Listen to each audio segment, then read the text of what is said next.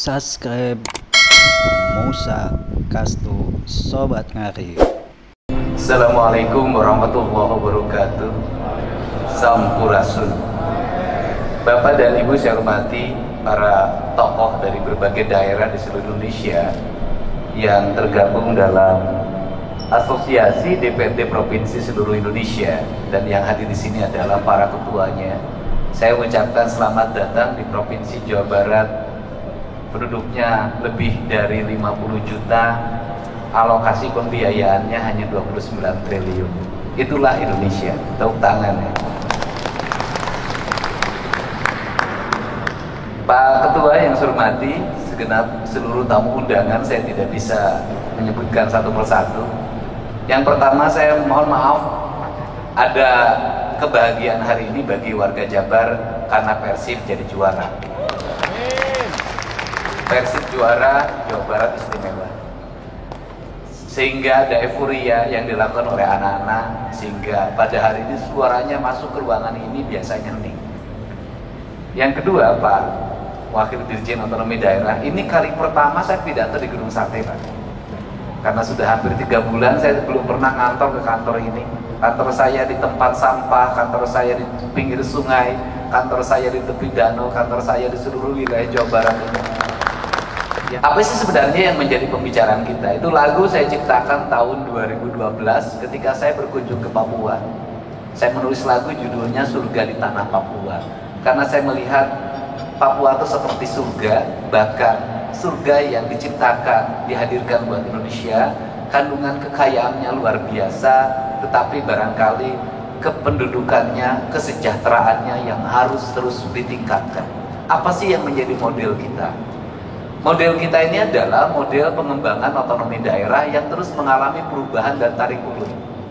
Otonomi daerah pernah sampai puncaknya, kemudian menurun dan menurun. Esensi dari rakyat terhadap kita, ekspektasinya cuma satu. Apapun judulnya, apakah mau sentralisasi, apakah mau desentralisasi, apakah mau otonomi, mereka cuma nuntut satu, mereka hidup sejahtera. Kesejahteraan publik itu menurut saya ukurannya cuma 3. 1, kesehatannya dijamin. 2, pendidikannya dijamin. 3, perluasan lapangan kerja.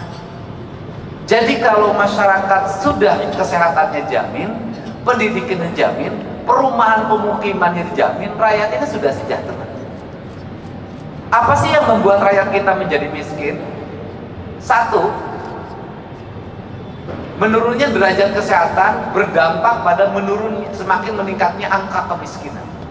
Karena ketika orang sakit, maka 2 kemungkinan yang terjadi. Dia harus membayar biaya rumah sakit. Kalau tercover oleh BPJS, ya alhamdulillah. Kalau tidak tercover, musibah. Ketika dia sakit, maka keluarganya kehilangan pendapatan. Ketika kehilangan pendapatan, maka keluarganya yang menunggu dalam setiap hari perlu pembiayaan. Maka orang sakit itu akan mengalami 7 tingkatan derajat kemiskinan dalam waktu sekejap. Sehingga kategori pembiayaan bagi masyarakat yang sakit, jangan lagi bicara miskin dan kaya. Kenapa?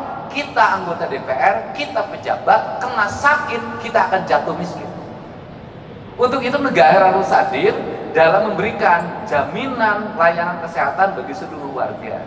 Nah, hari ini saya dalam 2 hari ini, bahkan 3 hari ini, menghadapi problem tentang kriminalitas remaja. Kriminalitas remaja itu berdampak pada perkelahian yang direkam di media sosial. Sistem pengelolaan kriminalitas tawuran yang dikelola oleh gangster melahirkan kaderisasi, dan yang menjadi target yang harus berkelahi di bawah umur 18 tahun agar bebas dari jeratan hukum.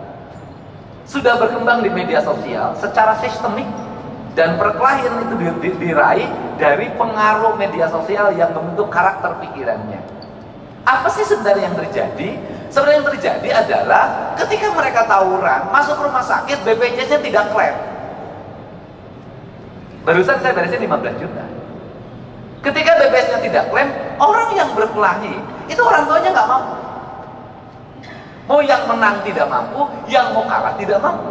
berproses peradilan melahirkan kemiskinan, tidak berproses peradilan pulang lagi ke rumah melahirkan kemiskinan baru karena orang tuanya tak sanggup lagi menghadapi. Maka negara harus hadir untuk mencari solusi. Satu, solusi terhadap pembiayaan rumah sakit. Dua, solusi recovery terhadap anak-anak yang berkelahi itu, karena itu anak bangsa. Inilah negara harus punya pikiran out of the box. Tidak bisa hanya berbicara proses hukum kembali ke orang tua, orang tuanya udah nggak sanggup. Ini Jawa Barat. Nah, untuk itu apa sih yang terjadi para anggota DPR yang saya ini mantan ketua Komisi E DPRD Kabupaten Purwakarta. Saya pernah menjadi pimpinan Komisi 4 DPR RI. Nasib paling tidak enak itu jadi anggota DPRD. Kenapa nasibnya tidak enak? Kritis diomongin, nggak kritis diomongin. Kalau DPRD ngomong terus, diomongin, kata rakyat, kerjanya ngomong terus, kita tidak butuh ngomong. Pada tugas DPRD ngomong. Nggak ngomong diomongin juga, dapat duit tuh. Nggak ngomong-ngomong, pokirnya udah dibagi, nggak ngomong lagi. Ini problem, Pak. Nah, seluruh problem itu bisa ditempuh dengan apa sih? Dengan keterbukaan. Keterbukaan itu apa? Kita harus mulai berani menceritakan apa adanya tentang diri kita, tentang isi anggaran kita, tentang kebijakan fiskal pusat dan daerah, tentang kebijakan fiskal kabupaten, provinsi terhadap kabupaten kota terhadap desa. Sampaikan secara terbuka dan apa adanya, termasuk apa yang dialami problem anggota DPRD. Apa sih problem anggota DPRD? Saya ini anggota DPRD, pernah ngalamin. Begitu jadi pinjem bank, honornya tinggal sisa 5 juta lagi.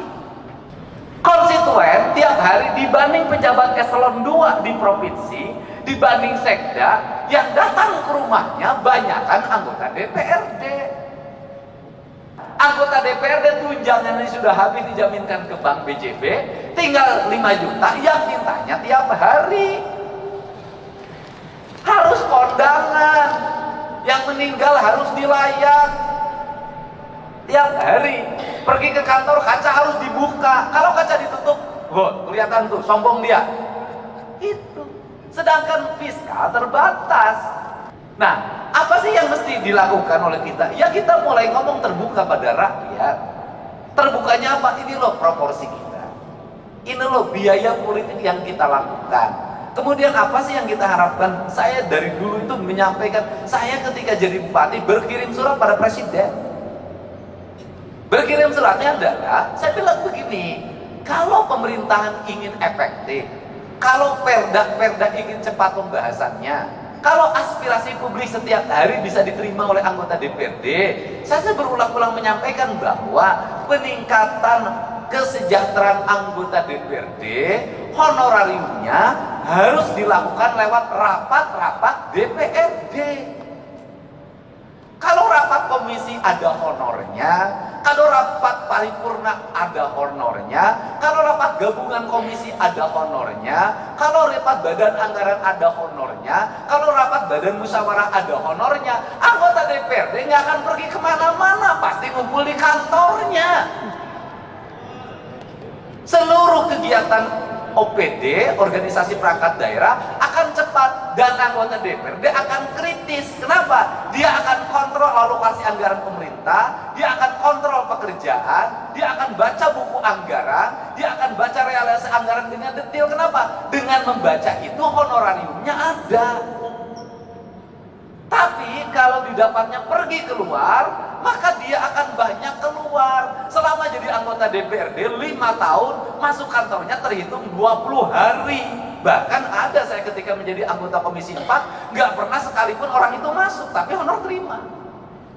Dan kemudian bikin aturan juga dong, yang rajin yang mendapat honorarium, yang nggak masuk nggak dapat. Bener, ini bahkan terjadi kinerja. Tapi kalau model pendekatannya keuangannya begini, sampai kapanpun kinerja tidak akan pernah optimal. Dan kita harus bicara apa adanya dan terbuka. Saya sebagai gubernur, Pak Sekda, bikinkan surat hari Senin. Saya akan berkirim surat lagi buat Pak Prabowo, buat Pak Presiden kita. Saya akan ceritakan ini. Untuk apa? Mendorong kinerja DPRD. Kinerja aparat kami akan terevaluasi dengan baik karena anggota DPRD-nya ada di kantor dalam setiap hari. Saya ngalamin dulu sebagai anggota badan anggaran, sering bertengkar sama badan musyawarah. Bertengkarnya apa? Banyak-banyakin rapat. Kalau badan anggaran sebulan 12, badan musyawarah suka bikin 23. Saya bilang, kenapa kamu 23? Kalau badan anggaran kan 11 juga ada duitnya. Ngomongnya anggaran, badan musyawarah jadwal doang. Begitu. Padahal belum tentu juga zaman sekarang. Nah, ini. Nah, untuk itu, maka kita ingin, harapan kita ke depan adalah ingin membangun keadilan fiskal. Keadilan fiskal itu di mana sih? Saya kemarin ketemu sama Gubernur Kalimantan Timur. Ini makan pemikiran, kan kita boleh dong punya pemikiran. Saya bilang, Gubernur Kaltim penduduknya berapa? 4 juta. Berarti kalau 4 juta, saya rata-rata satu rumahnya 4, saya bilang. Berarti rumahnya kan cuma 1 juta. Iya.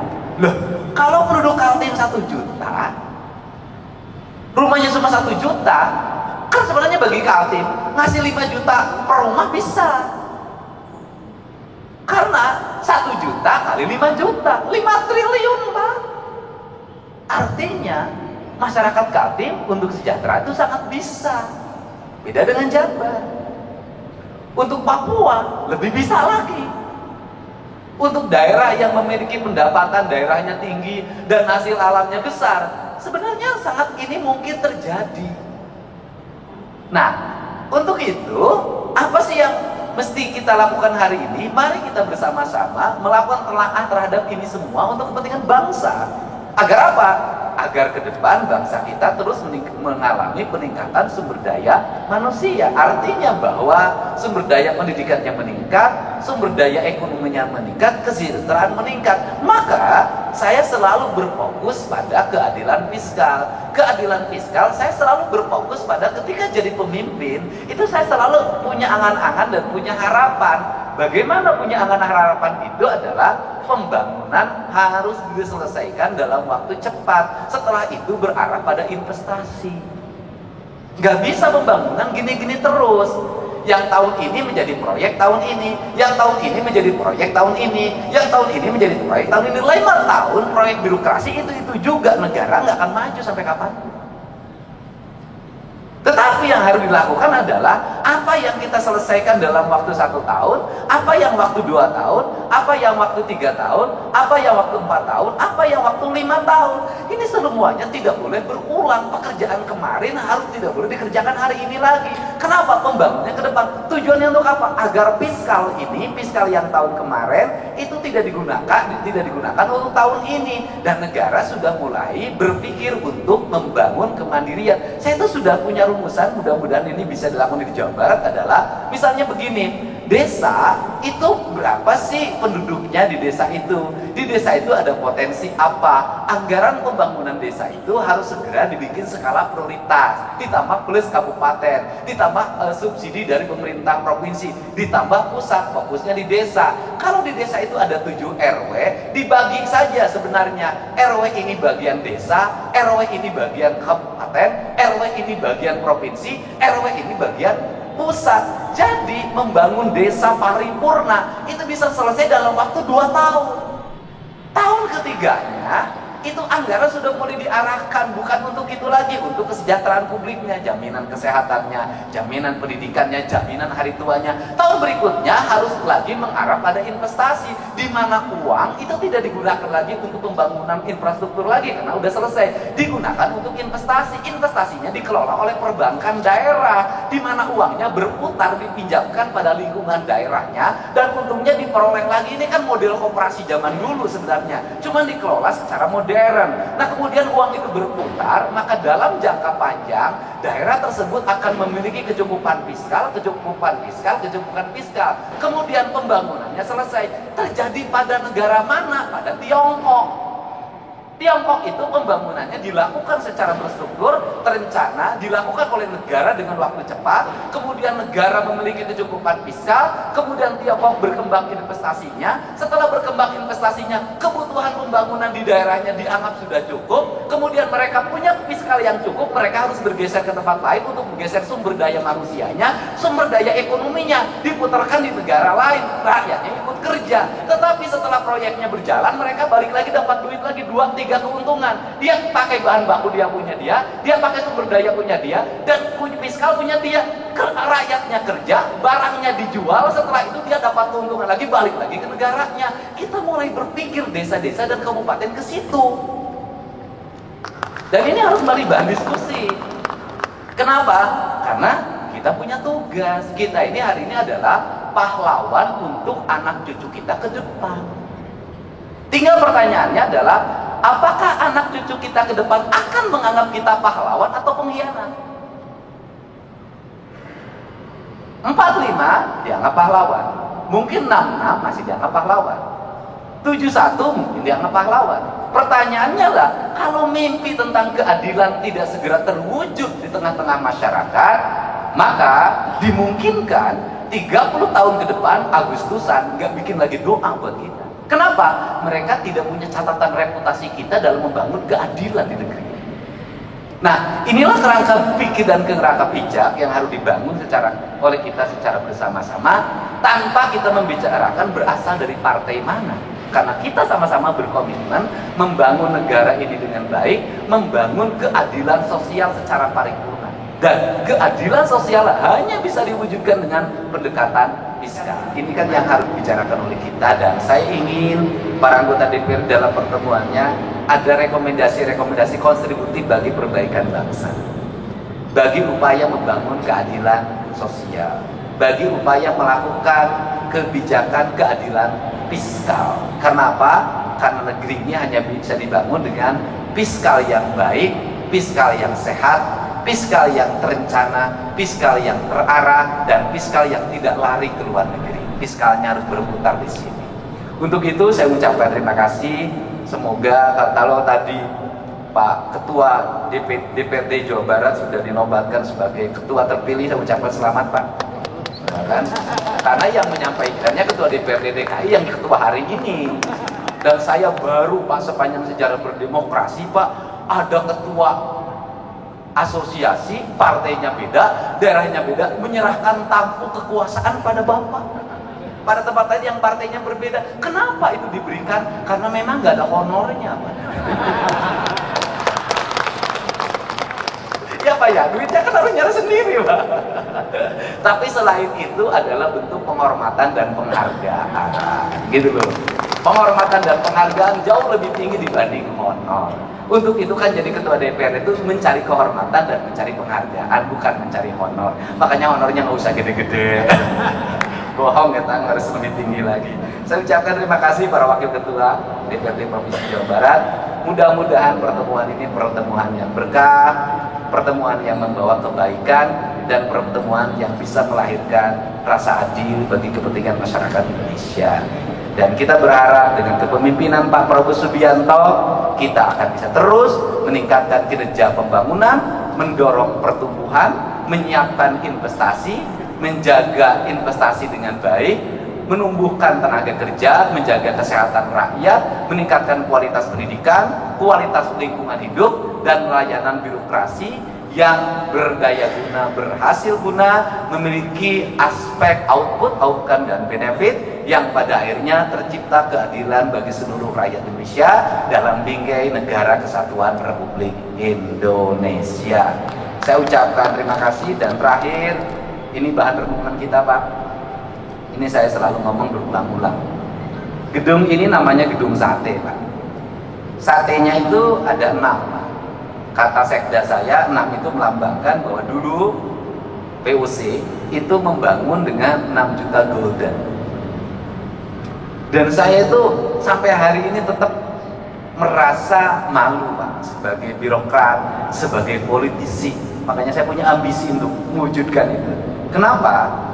Belanda Pak membangun infrastruktur di mana-mana dengan satu pelabuhan, Dua, lapangan terbang, markas pertahanan angkatan udara, gedung-gedung di mana-mana, kemudian jaringan irigasi, jaringan kereta api, jaringan listrik, telekomunikasi.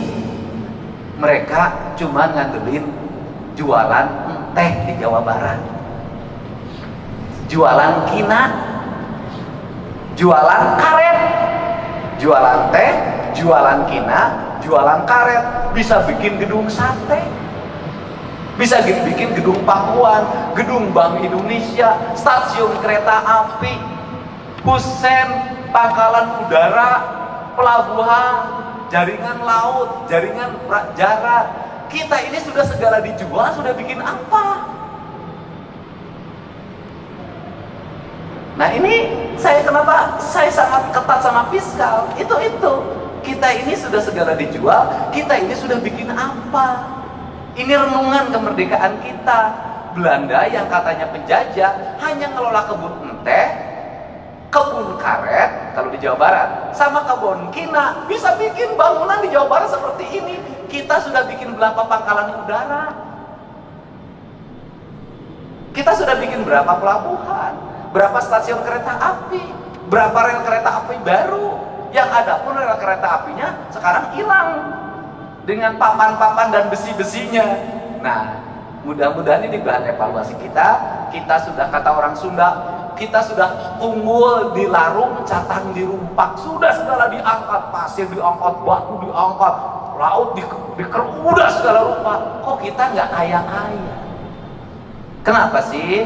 Berarti ada perencanaan belanja yang salah, ada belanja yang salah. Untuk itu, mari kita perbaiki cara belanja kita dan cara mengelola keuangan kita dengan prinsip dua, kata orang Sunda, saeutik kudu mahi, loba kudu nyesa. Apa artinya? Sedikit harus cukup, kemudian banyak harus tersisa. Dan di Jawa Barat itu lengkap. Di Jawa Barat itu ada daerah yang paling makmur, namanya Cimahi. Mahi itu artinya cukup. Ada daerah yang paling susah, namanya Cisaat. Saat itu artinya kering. Itu Jawa Barat. Dan Jawa Barat itu kekuatannya di air. Jadi kalau orang Jawa Barat pengen makmur, maka perkuatlah pengelolaan air. Kalau airnya terjaga, bersih, terpelihara, Jawa Barat akan subur, makmur, gemah ripah, loh jinawi. Demikian saya ucapkan terima kasih, mohon maaf atas segala kekurangannya. Semoga pertemuan ini pertemuan yang membawa kebahagiaan ketika pulang ke rumahnya masing-masing. Semoga betah di Bandung, bisa makan di Bandung, tidur nyenyak di Bandung. Hatur nuhun, wallahul muwaffiq ila aqwamit thoriq. Assalamualaikum warahmatullahi wabarakatuh. Salam.